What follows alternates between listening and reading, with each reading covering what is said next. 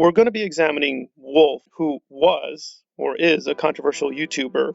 He's very anti-Disney, he's very anti-feminist, and he's exploring why Rey is a bad character. He's going to try to use Ellen Ripley in the Alien series as an example. Well, this is a good heroine, and this is the way that a female character should be written. But as we're going to see, he doesn't quite make his case. And we're going to try to use him as a paradigm case of what is kind of at the center of these controversies over, well, how do we criticize or not criticize these kinds of characters in these big budget films?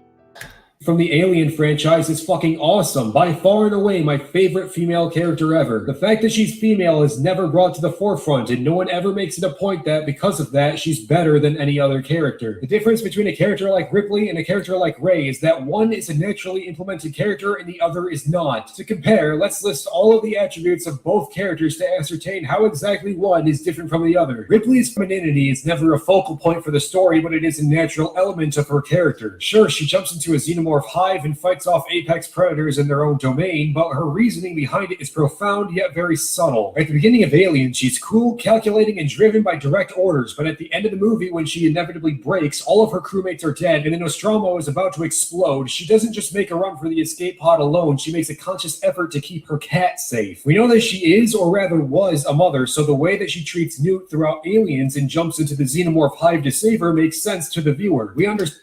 He just contradicted his own point there. He made out it didn't matter that it could have been a man, and then he's now talking about how she's being a mother, which is why she is a woman. Fuck. Did he not review his own work before he put it out and realize he'd made that mistake? Her motivations, because although it's not the focus, her maternal instincts drive her to defend those she cares about. Inversely, Rey's femininity is the only character trait she has, despite the movie constantly trying to make a point that she's just as strong as everyone else and her femininity also doesn't matter. What the fuck are you talking about? Where Ripley was codependent on her friends, Rey is so independent that she lacks any ability to come off as halfway likable. Her natural skill with the Force, despite having no training, her ability to beat a Sith apprentice trained by Luke Skywalker and even beat Luke himself in combat, her ability to get a triple kill with a single shot from the Millennium Falcon gun despite never using it before, becoming a better shot than a stormtrooper who had trained for years within seconds, discovering force powers she never knew existed, flying a ship she's never flown before, fixing problems on said ship she's never flown before, which honestly isn't even an actual fix, she just broke it. That one point there isn't correct. There's a line of dialogue in The Force Awakens which most people miss because the two characters are talking and they're overlapping each other's speech. And when they've done this shooting thing, not in that scene, but they're leaving Jakku and they're being pursued by TIE fighters, and then Finn is manning the turret, a bit in the manner of Luke was manning the turret when he was aboard the Falcon, and he's using the guns to take out these pursuing fighters from the First Order, but the gun is jammed and he can't move it to track them, and so Rey does this maneuver where she maneuvers the ship so that she's the one that's kind of aiming the gun by having it pass along a vector where Finn will have a chance to just go bang and then it will line up and shoot it. It's not an impossible thing to do by any means. And everyone kind of thinks, oh, it's just too clever flying for her. Why could she have possibly done this? She's never flown before. Well, after that scene's happened, and it's like slightly on kind of thin ground in terms of credulity, they both come together in the corridor. He's come up from the turret, she's come in from the bridge, and they just got into orbit. And he said, that was great, that's fantastic, wonderful, And then it's like, how do you do that? It's like, I don't know, right? And at that point, people stop listening. And if you pay attention, she's not saying, I don't know, in reference to, I don't know how to fly. She's saying, I don't know how I managed to use the Force, which I don't know I've got, in order to affect something that was a lucky shot, right? That's what the context of that is. And then, just in case you were in doubt about that, because it is open to ambiguity of interpretation, it's then reinforced by the next line, which you can't hear properly because Finn is talking over it a bit, but you can hear it if you pay attention. And what is said by her is, I've flown ships before. I've just never left the planet. Now, if you take...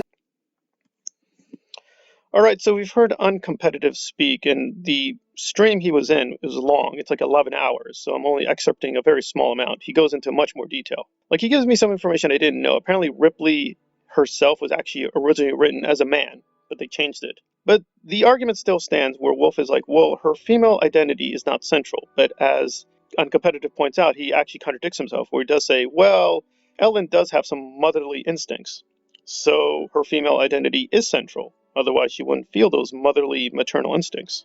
So there we are. So the case itself is self-contradictory, so he's not making sense. But then he jumps into Ray and makes a lot of controversial statements. Now, he goes through that whole long thing about her being a good pilot, and he answers, if you paid attention to the scene and listened to the dialogue carefully, this is explained, and you just make some reasonable inferences about why she's a good pilot. That's the end of the story.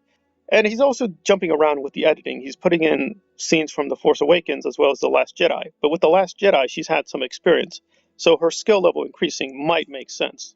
Now, I think we can say his analysis of these things is very poor, but he makes statements earlier in his own video about objectivity, and I think that's the central problem here with a lot of this, whatever you want to call it, YouTube community that is very anti-Hollywood. And he tries to pull this card, well, we're not ideological, we're not sexist, we're not fascist, we're not racist, because we're giving, quote, objective viewpoints. I think they kind of misunderstand when people are skeptical of this argument. The argument, as I understand it, would be like this. Okay, you're proposing that you have an objective science. Let's call it Maulerology. Now, you say there's this science, but we want theories, models, axioms to prove that this is a science.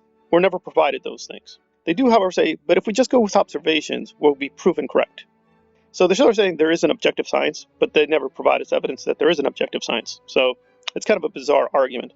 Let's make this claim, and it seems rather obvious.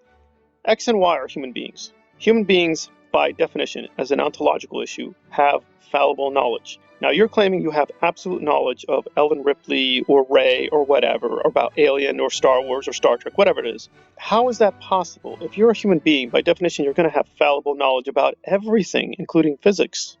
I think they're missing really going through logic and philosophy of science carefully. This is not a hard argument. We have a hierarchy. Do we know that much about physics? No. Do we have objective knowledge about physics? No. When we say we have objective knowledge of physics, we're saying we have objective knowledge relative to other disciplines like biology, literature, history, geography, and so on and so forth. Those disciplines are much weaker. They have a much less factual basis. So our own knowledge of the universe is very small. So when we say we have objective knowledge in physics, it's very tentative, but it's much stronger than other fields. So it's not a contradiction to say that we have objective knowledge of physics and we don't have objective knowledge of physics. It depends on the perspective. From the perspective of absolute knowledge, we have very little knowledge of physics. Now, from the perspective of literature, we have way more knowledge in physics than we do in literature. And they don't seem to understand this very subtle but obvious distinction because they are claiming absolute knowledge. We have absolute knowledge of physics and absolute knowledge of what is good writing. Therefore, The Last Jedi is bad writing because the bombers don't make sense. Like, the physics of the bombers don't make sense. Therefore, objectively, this is a bad film. But our own knowledge of physics itself is very, very tentative and very, very unstable. So even if that were true, the person is making this claim to godlike knowledge, that they have the God's eye point of view. They know things that most human beings do not. But you're still a human being, so how do you have this knowledge? And they never answer the question.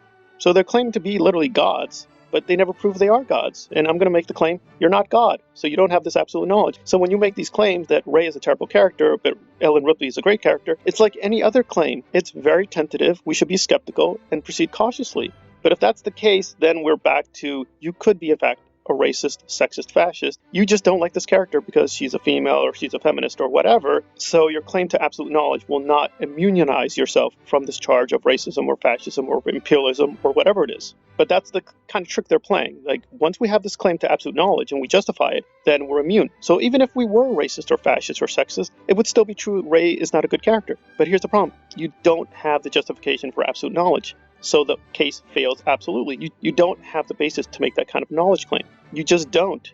And if you do, well, that's pretty crazy. Like, what evidence do we have that they're either one of these people, Wolf or Mauler, are gods?